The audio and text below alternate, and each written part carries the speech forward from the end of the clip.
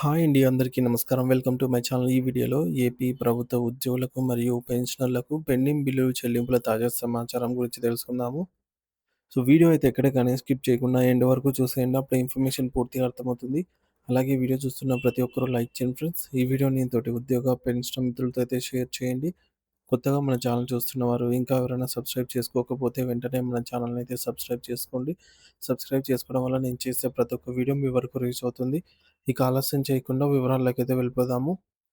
Friends, ఇక విషయానికొచ్చినట్లయితే ఉద్యోగులు మరియు పెన్షన్ల ఆర్థిక ప్రయోజనాలపై తాజా సమాచారం అండి. ఆంధ్రప్రదేశ్ రాష్ట్ర ప్రభుత్వ ఉద్యోగులు, ఉపాధ్యాయులు మరియు పెన్షనర్లకు సంబంధించి వివిధ ఆర్థిక ప్రయోజనాల చెల్లింపుల ప్రక్రియలో కొన్ని కీలక పరిణామాలు చోటు చేసుకున్నాయి. సో, కొన్ని అంశాలలో పురోగతి కనిపిస్తూ ఉండగా, మరికొన్ని విషయాలలో ఇంకా స్పష్టత రావాల్సి ఉంది. ఈ నేపథ్యంలో జీపీఎఫ్, ఏపీజీఎల్ఐ, టీఏ బకాయిలు, మెడికల్ రియంబర్స్‌మెంట్ వంటి ముఖ్యమైన అంశాలపైన తాజా సమాచారం అయితే తెలుసుకుందాము.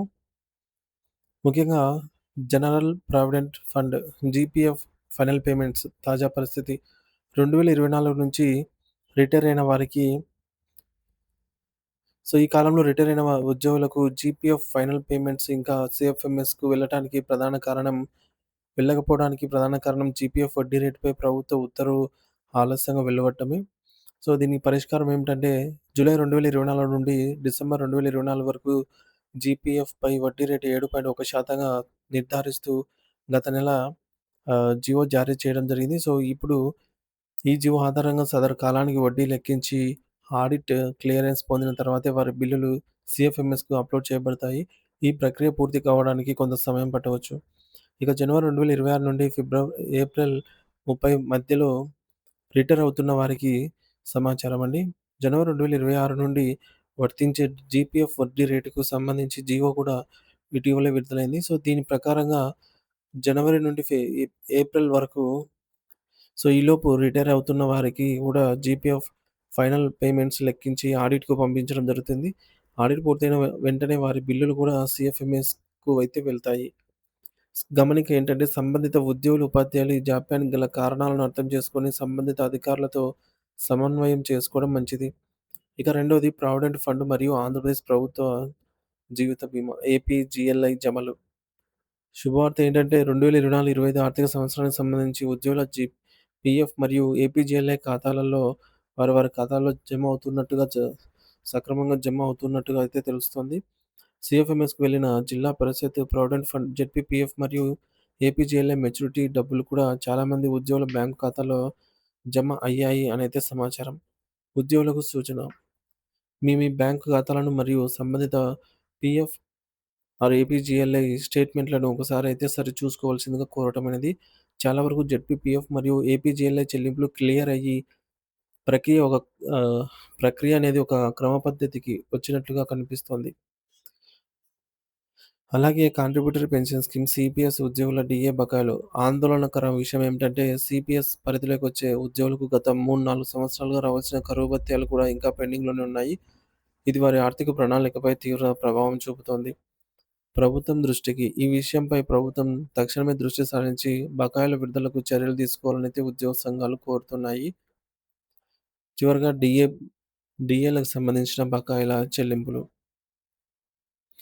ఇటీవల మంజూరైన డీఏలకు సంబంధించి బకాయి బిల్లులను తయారు చేసుకొని సీఎఫ్ఎంఎస్‌లో అప్‌లోడ్ చేయడానికి అవసరమైన ఆప్షన్‌ను ప్రభుత్వం వెంటనే అందుబాటులోకి తీసుకురావాల్సిన అవసరం ఉంది. దీనివల్ల చెల్లింపుల ప్రక్రియ అనేది వేగవంతం అవుతుంది. ఇక సరెండర్ లీవ్ చెల్లింపులు. చాలామంది సరెండర్ లీవ్ బిల్లులు అయితే అడుగుతున్నారండి. సో, ప్రస్తుతం సరెండర్ లీవ్ బిల్లులకు సంబంధించి చెల్లింపు ప్రక్రియ ఇంకా పూర్తిగా ఒక క్రమ పద్ధతిలోకి రావాల్సి ఉంది. కొన్ని సందర్భాల్లో జాప్యం జరుగుతున్నట్టుగా ఉద్యోగుల నుంచి ఫీడ్‌బ్యాక్ వస్తోంది. చాలామంది వారి యొక్క సరెండర్ లీవ్ అమౌంట్ ఇంకా జమ కాలేదని అయితే అడుగుతున్నారు.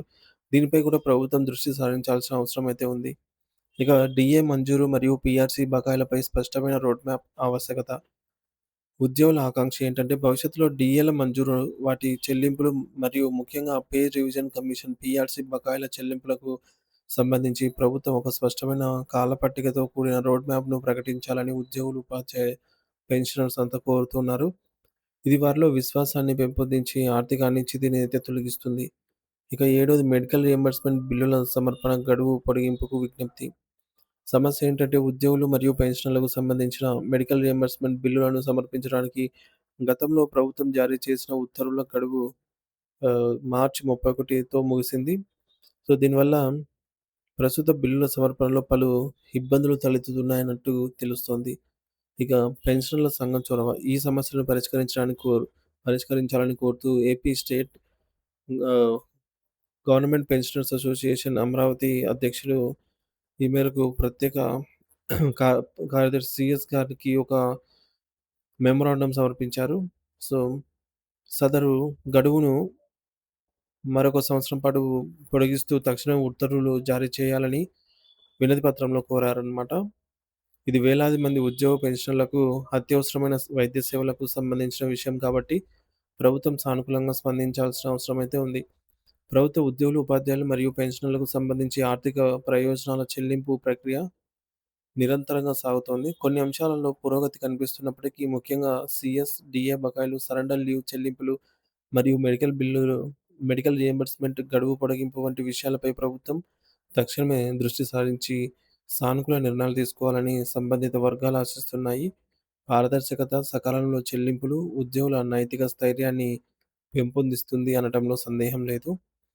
సో, మొత్తానికి ఎవరికైతే ఇంకా బిల్లులు ఏపీజీఎల్ఐ గానీ, సరెండర్ లీవ్స్ గానీ, జెడ్పీపీఎఫ్ లోన్ గానీ, పీఎఫ్ పార్ట్ ఫైనల్ పేమెంట్స్ గానీ జమ కాలేదో వారందరికీ కూడా ఈ నెల 10వ తేదీలోపు గడువైతే ఉందండి.